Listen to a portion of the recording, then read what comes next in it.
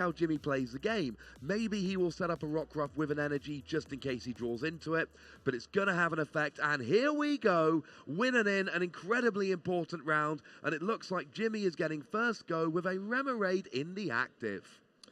Yeah, so if you're watching at home, get on social media, use the hashtag #PlayPokemon, tell us who you're rooting for. Is it Greg Chin, the local player from Australia, or Jimmy Pendarvis, traveling here from the U.S.? Jimmy Pendarvis, you know, he's had quite a good run in the past couple of years. He won a regional championship last season. He frequently makes top 8 at a lot of these regional championships. He just did in Dallas, in fact, he did a couple weeks ago. And here he is once again on the verge of making it to the top 8 of the international championships. Now, he did just hit a max elixir there and got a second energy from his hand. Plays the N, of course. There's no possibility of attacking turn 1. You're not allowed to. It's against the rules. It is, to put it bluntly, naughty. But the good news is that he now just needs one more energy attachment. And then on his second turn, there could be a Knuckle Impact or an Absorption GX. So even though he can't attack on turn 1, Jimmy is putting himself in an excellent position to get a really big attack and start taking KOs on turn 2 of the game. And this is what these Buzzwole decks want. They want max elixirs, and they just want to get energy on the field, big Pokemon, and off you go. Now, most of the time here, you would maybe search for a second Buzzwole, but I think generally it would be a Lycanroc would be your Rockruff, to evolve into a Lycanroc. Problem is, as Jimmy's searching through his deck here, he is going to see a distinct absence of Lycanroc, and if you can't evolve it, then putting a Rockruff on your bench, getting the energy on it, not necessarily the best plan. In this particular matchup, Lycanroc GX is a tad risky because it has a weakness to grass, which Greg has Golisopod GX in his deck. So just a 1 energy first impression knockout on the Lycanroc GX is an easy 2-price swing. So it certainly hurts to have those 2 Lycanroc GX in your prize cards. You always like having the option to use it, but it's always risky to get it in play against this deck anyway, so I don't know. It has its ups and downs for Jimmy. Oh, it absolutely does. Now, we see Greg here using a Brooklet Hill. I'm fairly sure Greg has no valid targets in there. What he's doing is he's just searching his deck. He is getting himself the information he needs before he starts playing out his hand using his turn. It's a brilliant move from a veteran player just to go through your deck and go, right, now I know everything that's going on. And he knows he's not attacking this turn. He actually puts a double colorless energy on that Wimpod before playing an N. And that is a risky play if your opponent is playing an enhanced hammer. The good news is it doesn't look like Jimmy actually is. If Greg knows that, then he knows that double colorless energy in theory will be safe. But of course, there's nothing to stop Jimmy doing something like playing a Guzma next turn, KOing that Wimpod and taking that energy off the board as well as getting a crucial KO. So there's going to be a lot of interesting interactions in this matchup. At face value, you see Golisopod and Zoroark GX going up against Buzzwole GX, but it's going to come down to the more intricate cards in this matchup. Greg playing the Mew EX, which we've seen quite a bit of in this tournament so far to counter the Buzzwole GX. That is an easy way to knock out Buzzwole GX and get 2 quick prize cards. Jimmy, though, playing that Mewtwo in his deck, so he actually has an answer to an opposing Mew EX, unlike a lot of the other Buzzwole decks we've seen. And that is going to be really helpful for him. He does get that second Remoraid on the bench, maybe just in case one Remoraid gets KO'd, or maybe just because he wants double Octillery. I mean, we've seen that Abyssal Hand ability all weekend. It's so good. There is the Guzma. He instead goes for the single energy Buzzwole, so he can just Jet Punch, get a KO on that Zorua, and he actually does get an Octillery as well. I adore this play. It means that Greg will have 0 trades next turn, and it also means that Jimmy, first of all, he's got an active Buzzwole taking a prize, but he's then got a bench Buzzwole with 2 energy. 3 energy Buzzwoles are great, but you want to save them until you really need them. So now he's got the single energy Buzzwole, attacking, putting energy on the board, taking prizes, whilst having that 2 energy Buzzwole on the bench in reserve for when he really needs to take that big KO. That Guzma did a lot of good things and really has put Jimmy ahead in this game. Yeah, 2 things have put Jimmy pretty far ahead. Number 1 is Greg did not play Bridget on his first turn. He's playing it now, but you'd like to have it on your first turn. So he only got 1 Zorua down, which means it got knocked out, and there's no Zoroark GX for him in the near future. And I think it's going to look like he won't be able to get an attack off on his second turn. So Jimmy is pretty far ahead at this point. This is what the aggression of Buzzwole GX offers you. You get quick knockouts, and if your opponent ever stumbles, you just go out to a commanding lead. And that is what is so great about Buzzwole. 1 energy, basic Pokemon. That's all you need to start attacking, spreading damage around, taking prizes. And we see Greg, he's passing there. It looks like he's had 1 turn. 1 energy attachment, 1 Bridget. It looks like he's had 1 turn, but he's actually had 2. Jimmy now does go and get that Rockruff on the bench. It is risky because of Golisopod, but it's all about how you use it. If you can take a crucial 2 prizes with Lycanroc and then give up 2 prizes, then you're back to normal. And there we do see another Guzma and a second Buzzwole with a single energy on. He's going to be taking a prize here on that Zorua while whittling down, putting some damage on those 2 Wimpods now on the bench. And not only is he 2 prizes up, but he's got multiple attackers, he's got multiple options. He's making sure that if something like a Mew EX were to come down and start taking prizes, he's got enough energy on enough Pokemon to actually have an answer to that straight away. And that makes Mew EX an awful lot less frightening. Yeah, Jimmy has actually walked into Mindjack Zoroark, though. With a full bench and a choice band, Mindjack can hit for 190 damage exactly. Greg playing the Evo Soda for Golisopod, so it looks like not favoring that regular Zoroark at the moment, but that is a future play he could open himself up to with the full bench. Absolutely. Would have got the KO there for 2 prizes, but with no Zoroark on the field, no trade abilities, etc., he might have been thinking, I get 2 prizes, but then Jimmy's probably going to end me down to 4, and I just don't have enough on the board. My board state is not in a good enough state to really warrant taking those prizes. He must have been tempted to do so, but I think at the end of the day, he's gone a little bit safer, trying to keep those trades on the board. Of course, that Zoroark will not last very long against a free energy Buzzwole. We've already seen 2 Guzmas from Jimmy, and if there's another one next turn, that could really put him into such a commanding position that Greg might have to start thinking about game 2. Yeah, he's in an ugly spot here, considering he has... Oh, he's not even going to attack. That's pretty bad for Greg. This deep into the game, I mean, we're only like 3 turns in, but you can see there's so much energy on Jimmy's side. He now has the Rockruff down. This is a position where you can afford to put Lycanroc GX into play. It doesn't matter if your opponent gets those 2 prize cards. You're just so far ahead, it doesn't matter. And the crucial part is he has Octillery down, so he won't be punished for taking too many prize cards too quickly. He'll have Abyssal Hand as defense against the crucial N. He absolutely will, and there's a definite chance in the near future he can actually have a second Octillery. We do see a Professor Sycamore coming down there, giving him a new hand of 7 cards. But to be honest here, he's in such a commanding position. All he needs to do is just keep the energy on board and prepare. Ooh, what if Mindjack comes out from this non-GX Zoroark? Make sure you have an answer to that. What if a Mew EX comes down to KO a Buzzwole? Make sure you have an answer for that. He's at the stage now where he doesn't need these giant KOs. He's in a good position. He's ahead in the game. Keep spreading damage around using that Jet Punch. Put damage on all of these Pokemon and just make sure you're ready for whatever comes. Because he's looking at Greg's side of the field now and he's thinking, well, I suppose maybe a Mew could come out. But that's about it at the moment. There's no Mindjack Zoroark coming. Golisopod can hit for a maximum 180, but it doesn't really have the energy to do that unless he can evolve the bench Wimpod. And there's just not enough there. We do see Greg finding a Guzma here, and maybe he's going to try and take out a Rockruff, or maybe he's going to try and take out that Octillery. I think if he can get Mew EX, he can go after the Buzzwole with 3 energy on it. Guzma it out and just knock it out with Mew EX.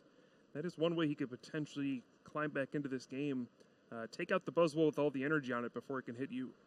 And that would be a big equalizer, of course. We've spoken about Jimmy having all this energy on the field.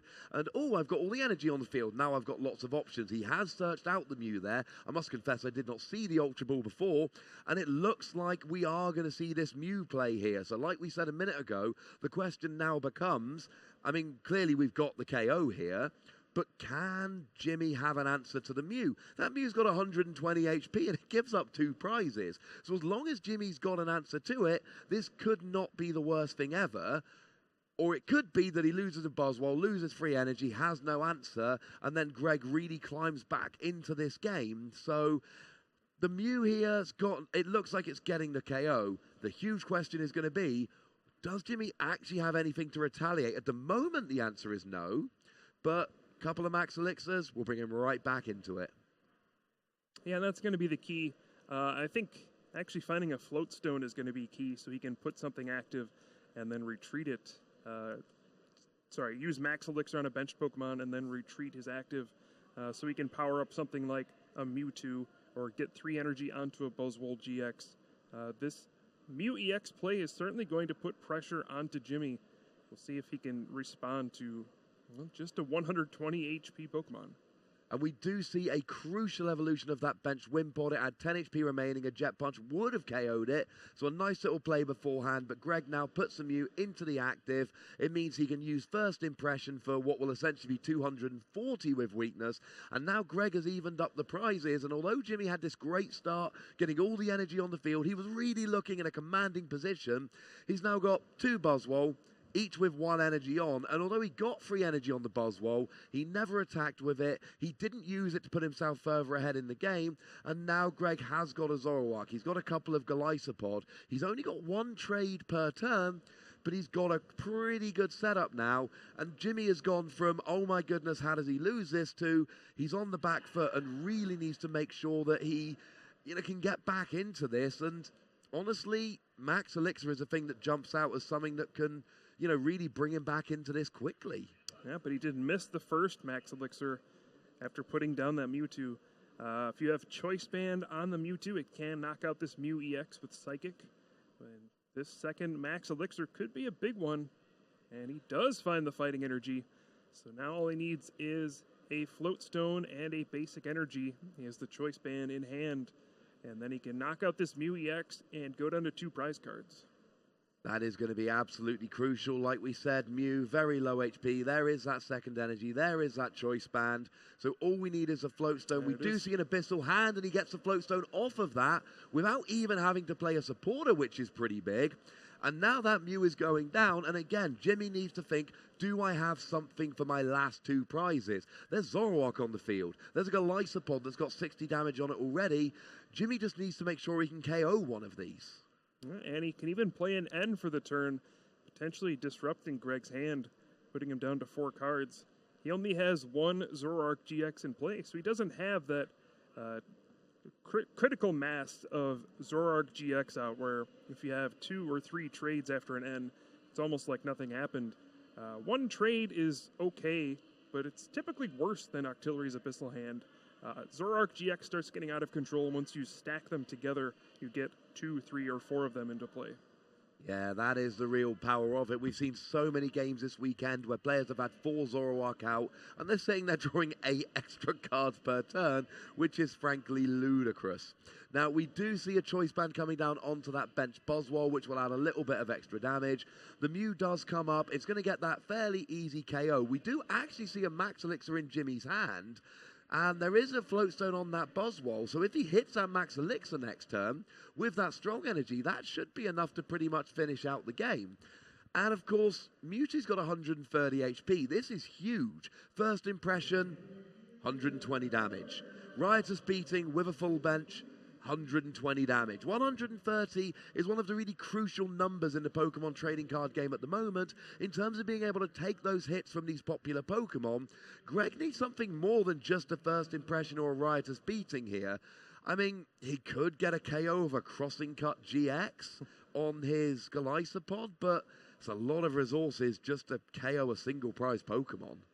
Yeah, this tech card for Jimmy, this Mewtwo from XY Evolutions, is really put in a lot of work for him this weekend. We saw round 2 yesterday against Rahul Reddy. This Mewtwo did a lot of damage against opposing Buzzwole GX, and we see it be useful to do the counter to the counter, knocking out Mew EX with Mewtwo, and it's paying off big time. It's not a card we see in this Buzzwole Lycanroc deck very often. You typically only see it when there's double colorless energy in the deck, but Jimmy has found a way to make it work here.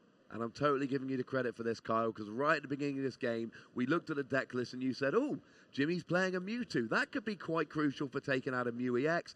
And here we are 15 minutes later, and that has been one of the real big points in the game. Now, Greg is playing a Mallow here. That's going to get him any 2 cards onto the top of his deck, and he then will, of course, trade and draw them both straight away. It does look like he's actually searching out a Max Potion there, maybe looking to heal up a Golisopod and then pop it into the active with a first impression. I mean, the only thing he can heal is a Golisopod, but if he heals one with double colorless, then all he can do is first impression. So he's not actually going to be doing enough damage. If he does go for that Max Potion, it's not going to do everything he needs. Now, of course, the other thing to bear in mind, although he's got an Enhanced Hammer, there is no double colorless here. That Mewtwo uses basic energy in Jimmy's deck, so Enhanced Hammer doesn't stop the Mewtwo in his tracks like it would in a traditional deck. And Greg just passes the turn. One of the downsides of this Mewtwo is that if your opponent's Pokemon doesn't have any energy attached to it, Psychic really isn't doing very much. Now, there's an exception against like Buzzwole GX with no energy on it. If you have Choice Band, you can still Psychic for 100 and put on some pressure. But here, he's doing a measly 20 damage to this Tapu Koko. So Greg, realizing he's not in a great spot, needs to buy some time, says, all right, well, I'll just leave Tapu Koko up here. I'll force you to find a Guzma and some other cards to punish me for it. I mean, essentially, the win condition here seems to be a free energy Buzzwole or a dangerous Rogue GX. Now, he must have got one of those Lycanroc by now. I'm sure he has. Yeah. So if he could hit a Max Elixir onto either of those Pokemon, then add a second energy and a Guzma, he would be able to finish out this game. And it looks like he's actually just going Dangerous Rogue to pull up that Zoroark. This is quite nice because, of course, he's already got the Mewtwo that he can retreat. So if he hits a Max Elixir here, that will take game 1 for Jimmy. He can retreat the Mewtwo. He's already got the Zoroark into the active. He's got 2 energy on that Buzzwole. But, of course, as it stands at the moment, he's only got 2 energy and he's used his attachment for the turn. But we do see a Super Rod there putting 3 basic energy back into his deck, which is going to really increase the odds he will hit a basic energy off of this Max Elixir.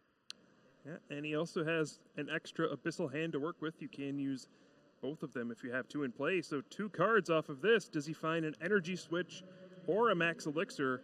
And he also hasn't even played a supporter card yet. So if he has Professor Sycamore, he can draw even more cards and go for the win this turn. He absolutely can. He did draw an Ultra Ball there, which could be used just to take a card out of his deck. I thought he had the Max Elixir in hand at the beginning of this turn.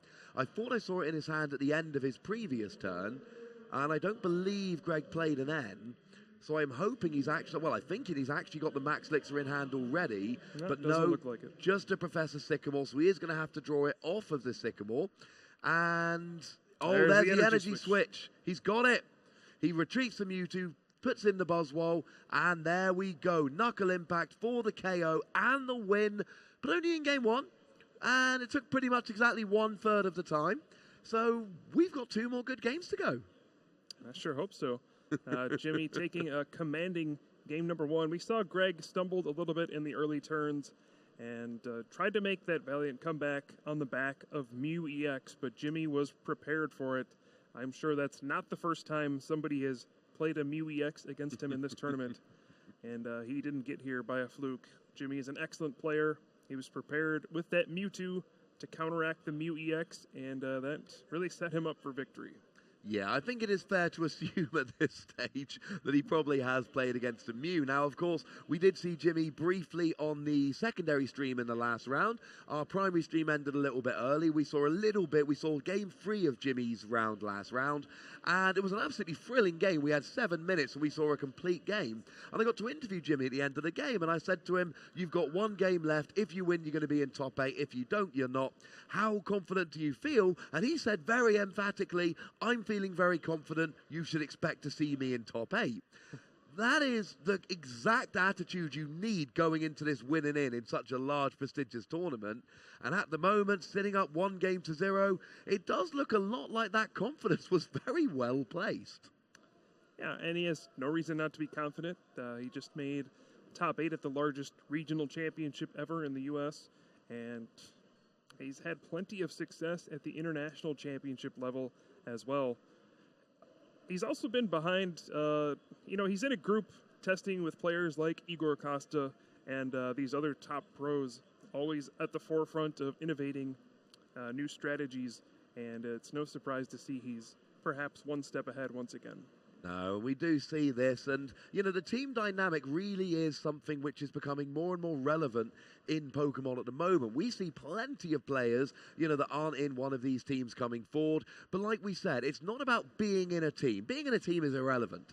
It's about having a good group of playtesting partners so that you can make these decks and you can test these decks, and if you've got a good group of playtesting partners, it really does give you an advantage in coming up with new ideas, new decks, new techs, testing, getting these matchups straight. And we see time and again these groups of players who may or may not be in a team coming forward and bringing these strategies, and all of them doing well, like we've seen with the Europeans and their Zoroark Gardevoir decks this weekend. You come up with a deck together, you test it together, and you have that kind of added support of knowing, I've worked with my friends on this, this is definitely a good deck, and I feel confident going in there. And it does seem to be coming out more and more, especially in these large tournaments. All right, so Greg is trying to find an opening hand that has a basic Pokemon. He's now mulliganed twice. Jimmy had a mulligan on his first hand as well.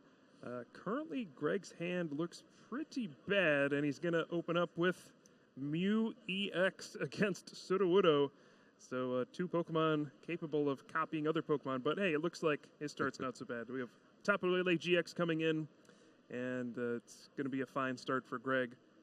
Even though starting with Mew EX is a little scary, it has 120 HP, gives up 2 prize cards, but there's nothing that immediately threatens it in Jimmy's deck, at least not on the first turn of the game. No, it's going to take a little while to get a KO on that, which is good for Jimmy. I mean, good for Greg. There's always a chance that Jimmy does get a double Max Elixir Knuckle Impact turn 1, but I would say that is in the less likely options here. I've seen it happen. Oh, it's absolutely happened. I've had it happen to me in a couple of games, and it's wonderful.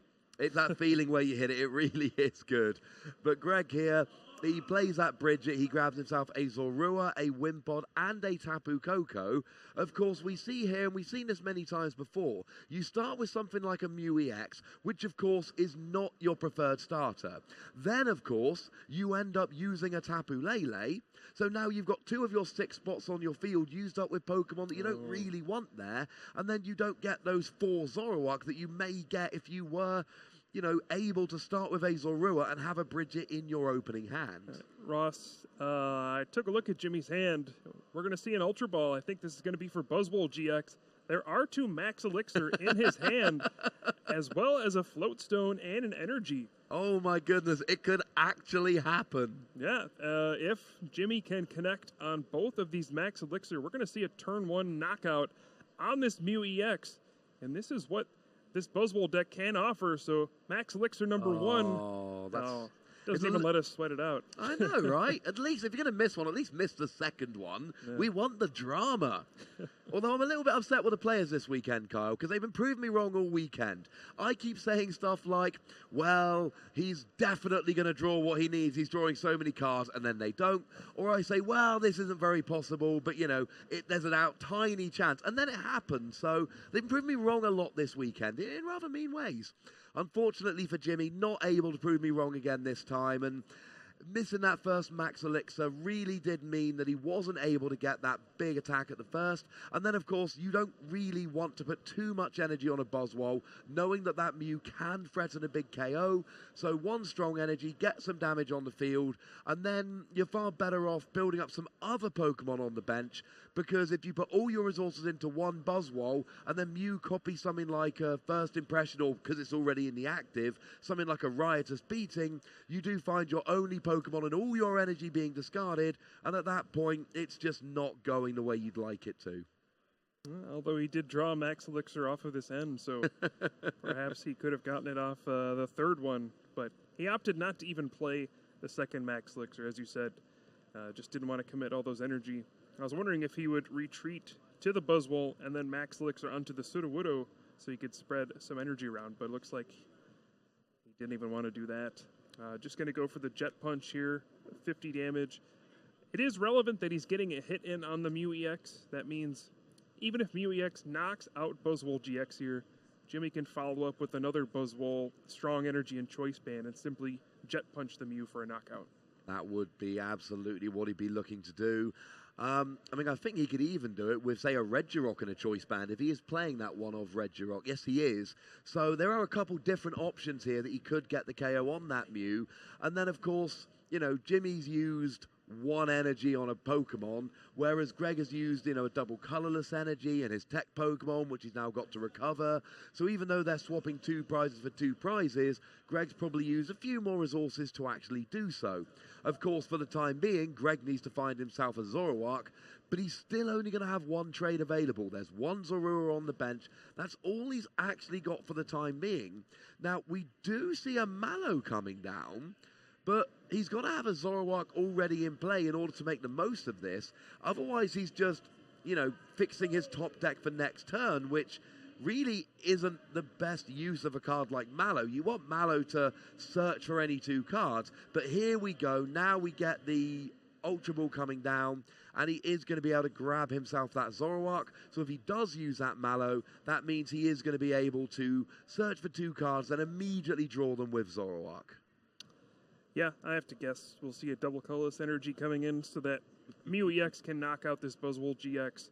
The one thing I have to point out about Greg's field right now is it's pretty bad. It's loaded with a lot of Pokemon he doesn't really want. There's 2 Tapu Lele GX. There's only 1 Zoroark GX, only room for 1 Golisopod GX. I think this problematic bench could end up hurting him later down the road.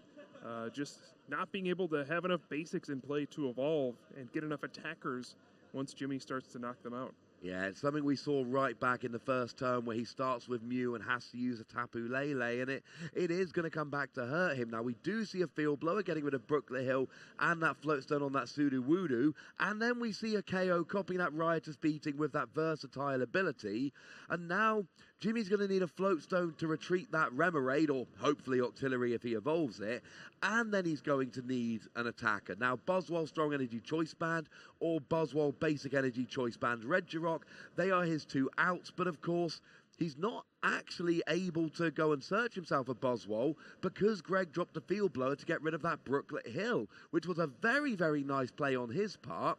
Now Jimmy's got an energy on his Sudowoodo. He does have the Floatstone, but he's going to now need to hit a Max Elixir in order to actually get an attack off this turn, which is not the position he wants to be in at all. He's already hit the Max Elixir. My apologies. Here's the energy attachment for the turn. The problem is his opponent used Riotous Beating last turn, and he's only going to do 40 damage. That's not a knockout. That's not a knockout. Only 40 damage. He's using Riotous Beating, 2 Pokemon on the field. 20 times 2 is 40 damage. Add the 50 already on there is 90. Had there been a Choice Band on the Sudowoodo, there would have been a KO. But there isn't, so there isn't. Yeah, I mean, that's just kind of second nature. You figure, yeah, I copied the attack that knocked me out. It did 120 damage. I'm going to do 120 damage. But no, you use the attack. You use Riotous Beating. And since there's only 2 Pokemon in play for Jimmy, it's only doing 40 damage. And Mew EX is weak to Psychic, not fighting. So there's no ×2 or anything like that. It's just straight up 40 damage. And if I'm Jimmy here, I am considering just conceding the game after this. Going to game 3 and saying, this is probably a lost cause. Let's just finish a game 3. Yeah, I'm entirely on your side here. That Sudowoodo's not really going to do very much because it's definitely going to be KO'd by Mew next turn. It's only got 90 HP. So Jimmy's going to go into his turn, down 3 prizes with a Remoraid on his side of the field. It's just not a field that you can really do much with. And it's one of those games, maybe you've got a 5% chance of making the comeback. But he probably feels like he's got a 50% chance or better of winning in a game 3. So the best thing to do is a lot of the time just concede, go to that game 3. As we've said, a tie doesn't necessarily eliminate them both, but a tie here puts them both on 29 points. And there's a couple of tables worth of people on 26 points, the winner of whom goes up to 29 points, which means we then end up with both of these players on 29 points, plus potentially a couple of other players on 29 points, and the likelihood is one of them gets into top 8. That is not where you want to be. A tie is not a good idea here. What we really want is for one of these players players to win, that player will be in top 8 guaranteed. So you might notice play has stopped. There are some judges in the background. I believe a penalty will be issued here for Jimmy. Taking prize cards when you didn't get a knockout is a penalty. I'm not quite sure the severity of it, what it'll be here, but there will certainly be a penalty. That's why you see the judges in the background, but probably won't impact the outcome of this game. Looks like Greg is well ahead at this point.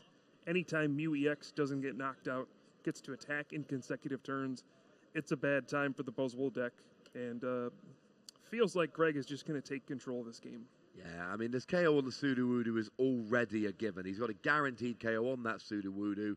Jimmy, I mean, he actually might even choose to take the KO with something like a Golisopod or a Zoroark. I mean, Ace Rollering up that Mew to get rid of the damage is a nice move. And of course, it means that if this game does carry on, Mew is available, but not in a lot of danger. Mew EX can come down later on in the game, at which point it can take a KO on a Buzzwole, rather than sitting there with just 30 HP remaining, which of course would mean that a Jet Punch would be able to KO it from the bench. So I like the Ace Roller play, and there's plenty of options. A Golisopod with a Grass Energy would First Impression for a KO, or even just retreat into a Zoroark and Riotous Beating. 5 Pokemon on the field would be enough to do 100 and get the KO on that Sudowoodo. There comes the Golisopod. Now, he does choose to play the Mew down again, but the difference is it doesn't get KO'd on the bench from a Jet Punch here, which is a huge difference. And when he actually does choose to just put the Mew back into the active and copy Riotous Beating to get the KO on that Sudowoodo, and Jimmy needs to be thinking about the clock at this stage. It's not worth losing this game in 5 minutes' time, going to a tie and not making top 8. He does get the N. Greg's only got 1 Zoroark on the field. But Jimmy just needs a lot to get back into this game. Yeah, I think he's going to play the end, see if he can knock out this Mew, and if he can't, just concede the game. If you do find like Mewtwo, Max Elixir, and an Energy, and you can get a Rockruff down or something like that, knock out the Mew EX, maybe you can potentially win the game still, but if you don't knock out this Mew EX, I think you just got to accept that the game's over. Yeah, I think that's an excellent point. Ties, it's a common theme in the game at the moment, in the meta we're in, and it really is a thing whereby sometimes a tie is as bad as a loss. If you lose, you're not in top cut here. If you tie, there is a chance, but it's a slim chance, and it's not a chance you really want to take. If you want to be in top 8, you need to win this game. Greg has no real choice. He's got to try and win this game as fast as he can. He needs to be thinking about the clock here. But hanging on here and ending up in a tie, it's not the ideal thing for Jimmy. He is still carrying on this game, though, and it looks like we're going to see maybe Mew just taking another prize, going down to 1 prize remaining by KO in that Remoraid, or maybe we're going to see it retreating into a Golisopod to use First Impression for a KO. Either way, yeah, we do see the retreat here, KO in that. I like this because it means a Mew is available to KO the Buzzwole next turn rather than potentially going down to a Buzzwole this turn. So I like the way Greg did that. I like taking the KO with Golisopod, leaving that Mew on the bench ready to potentially KO this Buzzwole to finish out the game. Yeah, I think I might like it better just knocking out the Remoraid with the Mew. There's almost no chance that Buzzwole gets a knockout on your Mew EX. It would take something crazy like Max Elixir, Energy Switch, Energy for the turn. Maybe that's what Jimmy's going to pull off. But on the following turn, now you'll need like a Float Stone and some kind of energy to get the Mew EX back in the active spot. And if Greg had just kept the Mew up there, this game would be over, but we'll see what he's got. No, you're absolutely right. Obviously, we see where he's coming from. But the thing is, maybe he knows he's already got it. Maybe he's got that Guzma ready to go. We do see a double colorless in his hand. So he's definitely got the KO with the Mew if he can get it in the active. But it looks like the only supporter he's actually got at the moment is a Bridget. He does, interestingly enough, Guzma was the next card he was going to draw. Which means he can trade and draw into it. He's already used trade, though. Oh, that's not good. Interestingly enough, he does have a Tapu Lele in his hand, but he doesn't have a bench space to actually go ahead and use it. So it looks like we're just going to be seeing an armor press here, maybe a crossing cut, but I think Armor Press is probably the better play, yeah. 100 damage, and it means you take 20 less from attacks in the following turn. So he doesn't mind. Even if Jimmy gets a third energy on that bench Buzzwole and takes a KO, it really doesn't matter. Greg is in a great position, and he knows he's top decking that Guzma in the following turn. So even if that Buzzwole with 90 HP left isn't on the feet, or isn't on the active, like this, for instance, next turn, Greg can just play the Guzma. He's going to top deck, get the KO with the Golisopod. Yeah, needs to make, there we go. Yep. Needed to make sure he didn't put the Golisopod into the active, but he didn't, and off we go. Greg takes game 2, but that was a long game 2. It means that we're quite short of time for game 3, and we kind of saw this in the previous round, and Jimmy has experience. We saw Jimmy playing very fast in the previous round, knowing he needed a win. He's right back in the same position again, needing to play, and we're going to see probably a slightly faster, potentially slightly less thought-out game here, as both of these players know that they need to get a win in order to book their ticket into top 8. Yeah, it's pretty simple. You have about 14 minutes to win a game 3. If you don't, you're probably not making top 8. You still could. If you win, though, you are in for sure. I guess the only thing you don't want to do is lose. That would be bad. Then you are definitely out of the tournament at this point. But this is about as high pressure of a situation as you could be in. One game, if you win, you advance to the top 8 and stay alive in the Oceania International Championships and still have a chance to become the international champion. If you tie, kind of leave it up to fate. You don't know what the percentage points are going to be, and you might not make it to the top 8. And if you lose, you are done for. The tournament is over for you. So lots of pressure here in one game, and I hope we have a good one to close this series out. Oh, I have a feeling we will. I'm a positive dude. I think that's going to happen. I just did a little bit of checking there, assuming that the game between Benjamin Pham and Joe ends in a win for one person. There should be, you would imagine, about 5 players with 29 match points, which means one of those 5 is actually going to sneak into top 8. 20% chance, not great. What you will see, however, if one of these players really starts losing this game and thinks they're going to lose, they might in fact slow down their play for a tie, because if you think you're going to lose, if you think you can't win the game, then you might as well take that 1 in 5 chance of making top 8 rather than just losing and knowing that you're out of the tournament altogether. So Jimmy starts off game 3 just with an N. And I don't see a Buzzwole GX or anything of the sort in his hand. So this might be a pretty ugly first turn for him. He does have a strong energy. It's interesting. I don't think you want to attach to Sudowoodo, but if you attach to Rockruff, then a Tapu Lele GX energy drive can knock out Rockruff. So if you want to attach an energy for the turn, I guess you got to put it onto that Sudowoodo. You absolutely do. Of course, that Wimpod does have the Wimp Out ability that does give it free retreat on your first turn of the game, so it would actually be quite straightforward to get that Tapu Lele up and get the KO. Of course, attaching a strong energy turn 1, it's something we've talked about. It's always risky. You know, we do see Greg actually plays 2 copies of Enhanced Hammer. He's going to be looking to draw one of those to just undo Greg's first energy attachment and essentially put him back to where he was at the beginning, at least in terms of energy. And Jimmy just did not have a great turn 1. Rockruff, Floatstone, Sudowoodo, strong energy. It's not what you dream of when you're in game 3 of your win and in round at a huge international championship when you really want to try and take home that title. Yeah, Greg's turn 1 is not very good either, though. He did not play Bridget. He just got 1 Zorua down on the bench and put a grass energy on his Wimpod. He did Field Blower off the Floatstone, which is pretty big to potentially prevent a Jet Punch this turn, but if Jimmy can get that Buzzwole GX into the active position and, Jet Punch, this is going to look ugly for Greg. He doesn't have enough basic Pokemon down.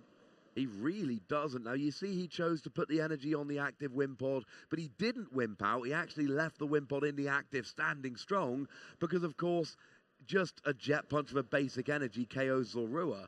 Wimpod can go down to a Jet Punch, but then you need all sorts of damage multipliers. And to be honest, with Jimmy's deck list, about the best you can hope for is Strong Energy Regirock, which will only do 60.